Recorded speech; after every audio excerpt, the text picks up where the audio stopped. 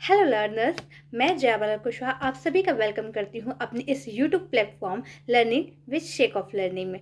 आप सभी को गुड इवनिंग। आज इस वीडियो का टॉपिक होने वाला है कि हम अपना रिसर्च टॉपिक कैसे सेलेक्ट करें।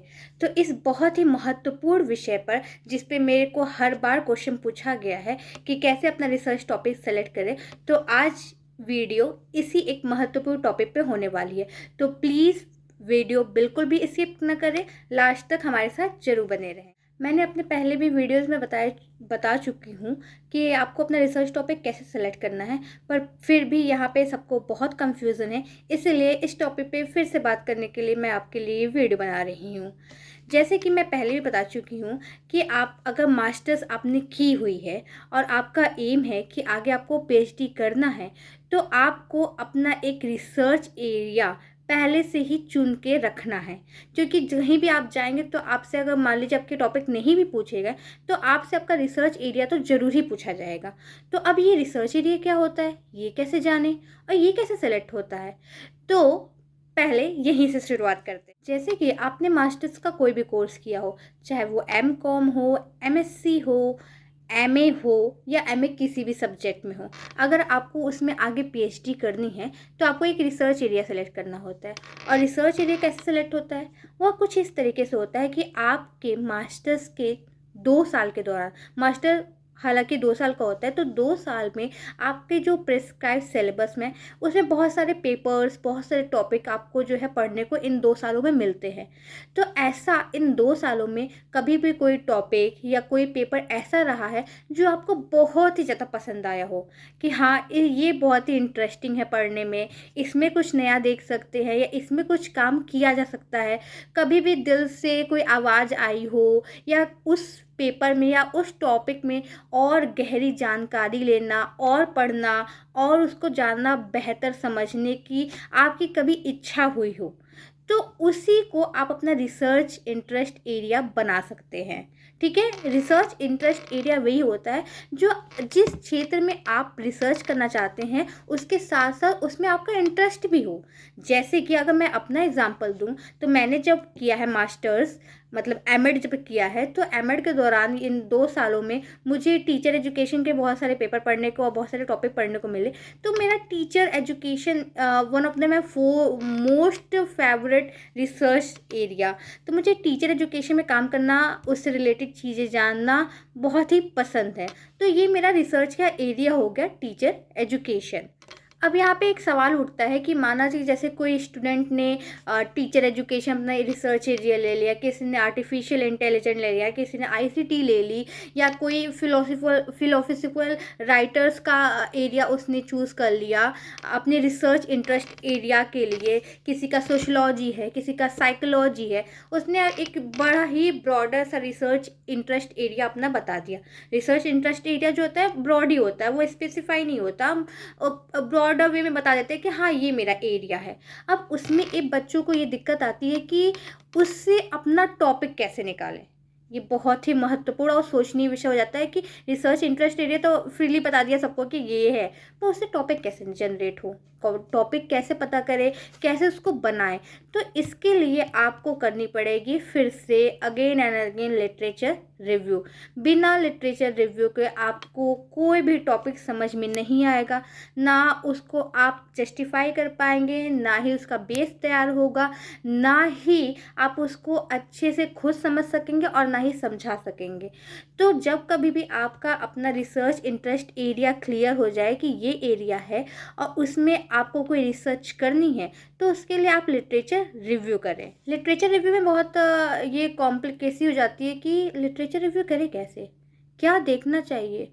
मैं अगर कोई भी सिमेंटिक से या गूगल स्कॉलर से या रिसर्च गेट से कोई भी पेपर जो टीचर एजुकेशन पे ले रहा हूँ या ले रही हूँ, तो उसमें क्या देखना होता है। टीचर एजुकेशन पे तो वास्ट आपको पेपर्स मिल जाएंगे, जर्नल्स, आर्टिकल्स मिल जाएंगे, फिर उसमें क्या देखें, उससे कैसे टॉपिक मिलेगा, ये बहुत सारे कंफ्यूजन होते हैं। तो जैसे अगर एक एग्जांपल के थ्रू आपको ये समझाऊं मैं, और अगर आपको समझ में आए कि आपने एक रिसर्च इंटरेस्ट एरिया लिया है, टीचर एजुकेशन या आर्टिफिशियल इंटेलिजेंट ही मान लीजिए लिया है, तो उसमें आपका क्या मन है देखने का। आप इस तरीके से भी देख सकते हो कि जो नए नए एआई मॉडल्स आ रहे हैं वो कितना ह्यूमन की एबिलिटी को इन्हेंस कर रहे हैं या उसको बर्बाद कर रहे हैं, या हम अपनी सोचने समझने की शक्ति का इस्तेमाल नहीं कर रहे हैं, आर्टिफिशियल इंटेलिजेंस से ही वो काम करवा ले रहे हैं। तो आप क्या देखना चाहते हैं, आप उसके नए नए फैक्टर्स देखिए। ठीक है, जैसे मान लीजिए टीचर एजुकेशन ही आपका फेवरेट है, तो टीचर एजुकेशन में आप क्या देखना चाहते हैं, जो नई नई करिकुलम डिज़ाइन या टीचर्स के लिए क्या चीज़ें फ्रेम हुई हैं, जैसे एनईपी आया है या इंटीग्रेटेड बीएड आया है, इस तरीके की चीज़ें। या आप ये देखना चाहते हैं कि कितने बच्चे ड्रॉप आउट्स हुए हैं, उनमें ऐसी क्या कमी है, या आप कोई कंटेंट एनालिसिस करना चाहते हैं, आप देखना चाहते हैं कि जो 10th 12th की बुक है वो किस तरीके से डिज़ाइन होती है, या आप समथिंग लाइक दैट, आप उसमें आप क्या देखना चाहते हैं। जैसे आप किसी भी गाइड के पास जाते हैं तो अगर वो पूछते हैं कि आपका रिसर्च इंटरेस्ट एरिया क्या है, आपने बताया कि ये है, तो उसमें पूछेंगे वो आपसे कि आप इसमें क्या देखना चाहते हैं, फिर वो भी आपको बताना पड़ेगा। फिर उसको बताने के बाद बोलेंगे वो आपसे कि इसको किस तरीके से देखा जा सकता है, आप क्या वेरिएबल्स लेके अपना टेस्ट करोगे या इस स्टडी को आगे बढ़ाओगे।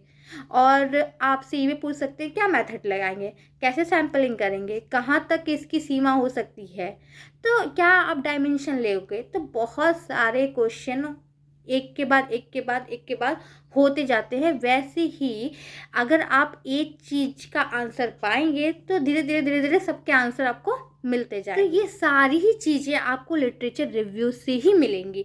लिटरेचर रिव्यू पूरे रिसर्च का बेस है, उससे ही सब शुरू होता है और उस पर ही सब ख़त्म हो जाता है।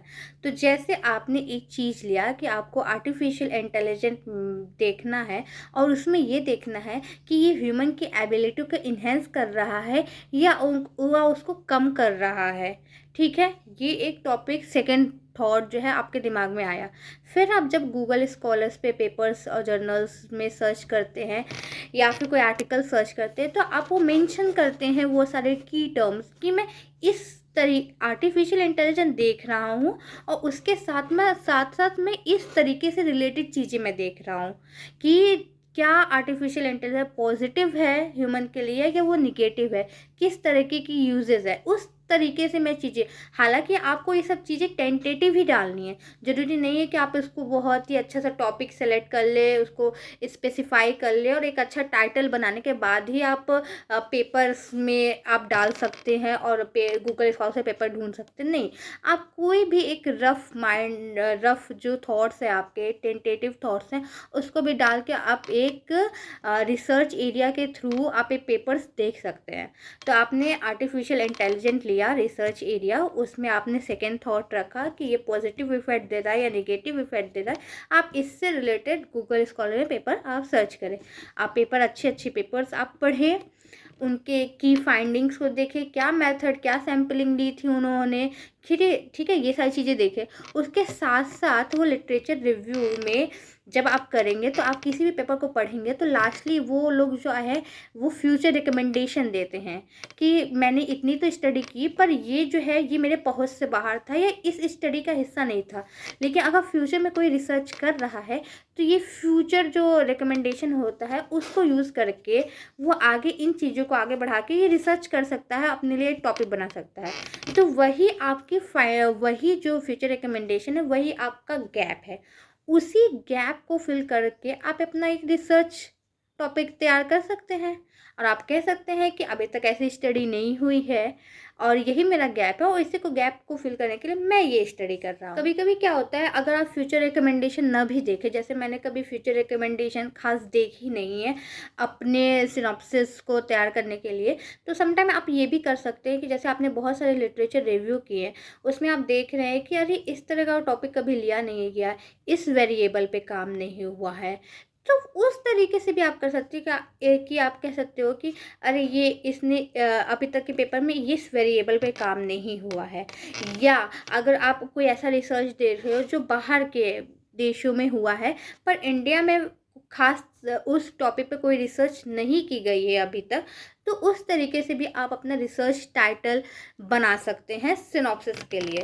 तो अभी तक ये जितनी सारी चीज़ें मैं बता रही हूँ, ये सिनॉप्सिस या रिसर्च प्रपोजल के टॉपिक कैसे ले या डिसर्टेशन के टॉपिक कैसे ले, उस पे ही बात हो रही है। तो बस हो गया। इस तरीके से आप अपना synopsis, dissertation, research proposal, research papers, article, thesis, इस तरीके से आप अपने टॉपिक सेलेक्ट कर सकते हैं। लेकिन लिटरेचर रिव्यू बहुत ही और मोस्ट इम्पॉर्टेंट है। बिना उसके किए आपको नहीं पता चलेगा कि अभी तक प्रीवियस में क्या स्टडी हुई है, किन वेरिएबल्स पे काम किया गया है, किन पे नहीं हुई है, उनकी क्या फाइंडिंग्स है, उनके क्या फ्यूचर रिकमेंडेशंस हैं और क्या हमको गैप मिल रहा है। जब आप मल्टीपल लिटरेचर रिव्यू करते हैं तो आपको कहीं ना कहीं वो एक गैप मिल ही जाता है आपके रिसर्च इंटरेस्ट एरिया में, जिस पे आप खुद रिसर्च कर सकें। और इसके साथ साथ एक बहुत ही इम्पॉर्टेंट बात ये भी है कि आप जितने भी लिटरेचर रिव्यू कर रहे हैं, जितने पेपर्स को पढ़ रहे हैं, एनालाइज कर रहे हैं, उनका अपने लैपटॉप या पीसी में जो है एक अलग से फोल्डर बना के उन सारे रिव्यूज़ को रखें, क्योंकि इन फ्यूचर आप उन लिटरेचर रिव्यू को भी रिव्यू करके एक रिव्यू पेपर भी पब्लिश कर सकते हैं। It's very beneficial. और दूसरी बात, अगर आप डिसर्टेशन या सिनॉप्सिस लिख रहे हैं तो आपको उन सारे लिटरेचर रिव्यू को रेफरेंसेस में या बिब्लियोग्राफी में ऐड करना होता है, तो उसके लिए भी वो बहुत ही बेनिफिशियल हो जाते हैं। अगर एक जगह स्टोर होगा तो आपको बहुत ज़्यादा परेशानी का सामना नहीं करना पड़ेगा। नहीं तो अगर वो गायब हो गए तो फिर से आपको डबल मेहनत करनी पड़ेगी वो सारे पेपर्स के DOI लिंक कलेक्ट करने के लिए। तो ये भी एक एडिशनल इन्फॉर्मेशन है कि अगर आप लिटरेचर रिव्यू कर रहे हैं तो उनके लिए एक अलग फोल्डर बना के उन सारे लिटरेचर रिव्यू को आप सेव रखें। आई होप कि आपको ये समझ में आ गया होगा कि अपना रिसर्च टॉपिक कैसे सेलेक्ट करते हैं, कैसे उसको फ्रेम करते हैं, कि कैसे रिसर्च इंटरेस्ट एरिया से सेकेंड थॉट से लिटरेचर रिव्यू के कैसे हमें गैप्स फाइंडिंग्स मिलती हैं और कैसे उसको हम अपने सिनॉप्सिस, रिसर्च प्रपोजल या फिर डिसर्टेशन के टाइटल्स बना सकते हैं और वो मेरे इंटरेस्ट से भी रिलेटेड कैसे है। वो सारी चीज़ें हमें लगता है कि अब आपको समझ में आ गई होंगी। दूसरी बहुत ही मोस्ट इम्पॉर्टेंट बात यह है कि आप कभी भी जब भी dissertation, synopsis, research paper, article कुछ भी लिखने का ट्राई कर रहे हैं तो सबसे पहले आप एक अच्छी रिसर्च की बुक पढ़ें। जैसे मैं रिकमेंड करूँगी आप क्रेसवेल की बुक पढ़ें। मैंने भी अपना सिनॉप्सिस जो है क्रेसवेल की बुक पढ़ के ही बनाया था। क्रेसवेल की बुक ही बहुत ही रिकमेंडेशन वाली बुक है। हर कोई प्रोफेसर रिकमेंड करते हैं कि आप इस बुक को पढ़िए। इस बुक में आपको मेथड्स क्या होती है, मेथडोलॉजी क्या होती है, वेरिएबल क्या होता है, क्वालिटेटिव रिसर्च क्या होता है, क्वांटिटेटिव रिसर्च क्या होता है, कितने टाइप्स का होता है, इसमें सैम्पलिंग कैसे करती है, सैम्पल फ्रेम क्या होता है, पॉपुलेशन क्या होता है, ऑपरेशनल डेफिनेशन क्या होता है, इंट्रोडक्शन कैसे लिखते हैं, लिटरेचर रिव्यू कैसे करते हैं, ठीक है, कॉन्सेप्चुअल फ्रेमवर्क कैसे बताते हैं, मतलब ईच एंड एवरीथिंग सिनॉप्सिस का A to Z कैसे बनता है और कैसे ख़त्म करते हैं, इसको कैसे टेबल बनाते हैं, बिब्लियोग्राफी कैसे करते हैं, रेफरेंसेस कैसे लिखने होते हैं, सब कुछ आपको डिटेल में ये बुक आपको बताती है। तो अगर आपके पास अभी समय है और आपको बोला गया है कि आप पढ़िए, एक्सप्लोर करिए, देन उसके बाद कुछ ऐसा काम करिए, तो मैं रिकमेंड करूँगी कि आप क्रेसवेल की बुक ज़रूर पढ़ें। अगर आपका फील्ड एजुकेशनल बैकग्राउंड एम.एड या MA एजुकेशन है, तो अगर आप और किसी बैकग्राउंड से हैं जैसे इंग्लिश है या M.Com MSc है आपका, तो उसके लिए आप देख लें आपके लिए कोई भी अच्छी सी बुक जो उस तरह की फील्ड में काम करने के लिए हो। वैसे हमारे एजुकेशन में सबसे ही मोस्ट पॉपुलर बुक जो रिसर्च पेपर, आर्टिकल या सिनॉप्सिस डिसर्टेशन लिखने से पहले रिकमेंड की जाती है कि आप इसको पढ़ें। इसमें सारे स्टेप्स अच्छे से बताए गए हैं, सारे रिसर्च के जितने सारे पैटर्न्स हैं सब अच्छे से बताए गए हैं। तो क्रेसवेल की बुक हम लोग के यहाँ रिकमेंड की जाती है। तो मैं सिर्फ अभी एजुकेशन से ही जुड़ी हूँ तो उसी का मैं बता सकती हूँ।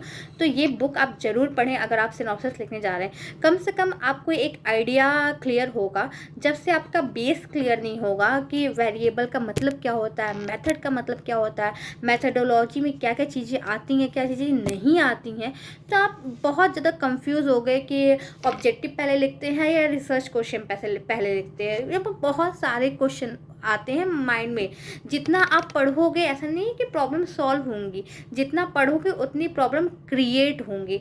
इसीलिए मैं ये कह रही हूँ कि आप पहले बुक पढ़ें। बुक में बहुत सारी चीज़ें क्लियर होंगी, उसके साथ साथ आप गूगल स्कॉलर से पेपर निकाल के पढ़ें। आप ये देखें कि क्या चीज़ें फॉलो करी जा रही हैं प्रैक्टिकली। बुक जो होती है कि ये तो बुक जो आपकी ऑथेंटिक नॉलेज आपको देती है, बट प्रैक्टिकली जब हम लोग चीज़ें कर रहे हैं, रिसर्च पेपर लिख रहे हैं, तो किस तरीके की चीज़ें यूज़ कर रहे हैं। जैसे स्कोपस की आप पेपर देख सकते हैं, बहुत ही अच्छा रिकमेंडेशन माना जाता है कि ये बहुत ही अच्छा प्लेटफॉर्म है जहाँ पे अच्छे अच्छे पेपर्स पढ़ने को मिलते हैं। तो स्कोपस की भी पेपर आप देख सकते हैं, जिससे आपको पता चलेगा कि क्या स्टेप्स फॉलो किए गए हैं, कैसे स्टैंडर्ड वे में लिखा जाता है पेपर, किस तरीके से प्रेजेंट किया जाता है। हालांकि एक बात ये भी है कि चीज़ों को लिखना और चीज़ों को प्रेजेंट करना बोथ आर द डिफरेंट। हमारा ऐसा मानना है कि चीज़ें पढ़ी तो जा रही हैं अच्छी अच्छी, पर प्रेजेंट नहीं हो रही हैं, और प्रेजेंटेशन पे यहाँ बहुत नंबर मिलता है। तो जब आपकी नॉलेज भी हो ऑथेंटिक बुक के थ्रू, अगर आपसे किसी ने पूछा कि कहाँ से पढ़ा है, तो आप बता सको कि आपने अच्छी स्टैंडर्ड बुक पढ़ी है, उसमें ऐसा लिखा है। देन उसके बाद आप उसको ब्यूटीफुली प्रेजेंट भी करो। चीज़ों का नॉलेज होना और उसको प्रेजेंट करना ब्यूटीफुली, खुद चीज़ों को समझना और समझा पाना, बोथ आर द इम्पॉर्टेंट। सिर्फ समझना इम्पॉर्टेंट नहीं है, समझाना भी इम्पॉर्टेंट है। क्योंकि जब भी आप सिनॉप्सिस लिखेंगे, आपने खुद सब कुछ समझ लिया, सारे स्टेप्स क्लियर हो गए, वेरिएबल, टूल, फ्रेम सब क्लियर हो गया। लेकिन इंटरव्यू में आपको समझाना भी तो है। वो क्रॉस क्वेश्चन करेंगे आपसे, आपने ऐसा ही क्यों किया, ऐसे ही क्यों लिया, बहुत सारे मेथड्स थे, यही क्यों फॉलो किया, इतना ही सैम्पल क्यों लिया, ये सैम्पल का रिप्रेजेंट करेगा आपके पॉपुलेशन को, ऐसा क्यों कर रहे हैं, मिक्स मेथड क्यों कर रहे हैं, क्वांटिटेटिव ही क्यों नहीं कर रहे हैं, क्या क्वालिटेटिव से रिसर्च नहीं हो सकती है। तो बहुत सारे क्वेश्चन होंगे। तो इसीलिए ज़रूरी है कि आप भी बेस को समझें और इस तरीके से समझें कि आप समझा भी सकें, आप सारे क्रॉस क्वेश्चन का आंसर भी कर सकें। इसीलिए पहले बुक पढ़ें, बुक के साथ साथ आप पेपर्स देखें, पेपर्स देखने के साथ साथ जब भी आप अपना सिनॉप्सिस, प्रपोजल या डिसर्टेशन लिखने का स्टार्ट करें, तो हर एक चीज़ पर, हर एक हेडिंग पे क्यों, इस क्वेश्चन को लेके चले, क्यों मैं ऐसे ही लिख रहा हूँ। फिर खुद से आंसर करें कि हाँ इसलिए ऐसे लिख रहा हूँ। अगर आपने पर्पज़ली सैम्पलिंग ली है तो खुद से क्वेश्चन करें कि यही मैंने क्यों सैम्पलिंग ली है, यही मेरा क्यों टेक्निक रहा है, कुछ और टेक्निक क्यों नहीं मैं यूज़ कर सकता था। तो फिर उसका आंसर खुद से करिए कि मेरा ऐसा रिसर्च टॉपिक है जिसके लिए मुझे इस तरह की सैम्पलिंग करना ही इम्पॉर्टेंट है। मैं अगर रैंडम सैम्पलिंग या स्ट्रेटिफाइड सैम्पलिंग करता हूँ तो वो मेरे स्टडी को अच्छे से रिप्रेजेंट नहीं कर पाएगी या मेरे स्टडी के लिए उतनी बेनिफिशियल नहीं होगी। तो यह सारी चीज़ें पहले खुद से क्वेश्चन करना और खुद आंसर देना, जिससे क्या होता है, एक आपका माइंड जो मैप होता, माइंड मैपिंग जो होती है वो आपकी क्लियर हो जाती है, जिससे आपको कोई भी डाउट नहीं रह जाता है। और जब सिनॉप्सिस प्रेजेंटेशन होता है या आपके इंटरव्यू होते हैं तो आप क्लियर, एकदम क्लियर कट आंसर दे सकते हैं बिना किसी हेजिटेशन के कि अरे सर ये बोल रहे मैं ये भी कर सकता था क्या, मैंने तो वो एरिया देखा ही नहीं। वो बहुत सारे क्वेश्चन कर सकते हैं कि अगर आपने इतने लिटरेचर रिव्यू पढ़े हैं तो इसमें क्या मेथड यूज हुआ है, तो इसमें क्या वेरिएबल ली गए, इसमें क्या टूल ली गई थी। तो वो हर एक चीज़ से क्वेश्चन करते हैं। तो इसीलिए जब भी आप कोई लिटरेचर रिव्यू करें, पेपर पढ़ें, तो उसको अच्छे से पढ़ें, उसके सारे मेथड, टूल, सैम्पल सब कुछ अच्छे से देखें और उसके एक की नोट्स बनाएं। इसीलिए तो मैंने बोला कि आपको जब लिटरेचर रिव्यू करें उसको एक अलग फोल्डर में रखें, और जब वो बहुत सारे आपके पास लिटरेचर रिव्यू अगर कलेक्ट हो गए तो आप उनको रिव्यू करके एक रिव्यू पेपर भी पब्लिश कर सकते हैं अपने नाम पे। तो ये सारी चीज़ें हैं जो आपको याद रखनी है सिनॉप्सिस डिसर्टेशन लिखने से पहले, और इसी तरीके से आपको अपने रिसर्च इंटरेस्ट एरिया से अपने रिसर्च टॉपिक को फ्रेम करना है। मैं आशा करती हूँ कि मैंने आपके सभी क्वेरी का आंसर कर दिया होगा और मेरे किसी भी जूनियर्स को अब कोई डाउट नहीं होगा। फिर भी अगर आपको कोई भी डाउट होता है तो आप मेरे को कमेंट बॉक्स में कमेंट जरूर कर सकते हैं। मैं उसके लिए आपको मैं उस टॉपिक के लिए मैं एक अनदर वीडियो बनाने की ज़रूर कोशिश करूँगी जब भी मेरे को समय मिले। मिलेगा, क्योंकि अभी मेरा इस कोर्स वर्क चल रहा है, तो मैं भी काफ़ी 10 to 5 तक बिज़ी हूँ। जब कभी भी मेरे को ऐसा मौका मिलता है फ्री कि मैं आपके लिए कुछ कर सकूँ, अपने जूनियर्स को कुछ गाइडेंस दे सकूँ, तो मैं आपके लिए ज़रूर वीडियो बनाऊँगी और बनाती भी रहूँगी। इस जर्नी में मैं भी सीखती रहूँगी, आपको सिखाती रहूँगी, तो यूँ ही मेरे साथ बने रहिएगा। कोई भी क्वेरी हो तो आप फ्रीली मेरे से पूछ सकते हैं। जितना मैंने पढ़ा है, जितना मेरे को नॉलेज है और जितना मैं अभी सीख रही हूँ, उन सब के बेसिस पे आप सभी को ज़रूर सिखाने के लिए और एक अच्छा गाइडेंस देने की कोशिश करती रहूँगी। तो stay tuned to my YouTube channel learning with Shekha of learning. आप सभी को शुभ रात्रि।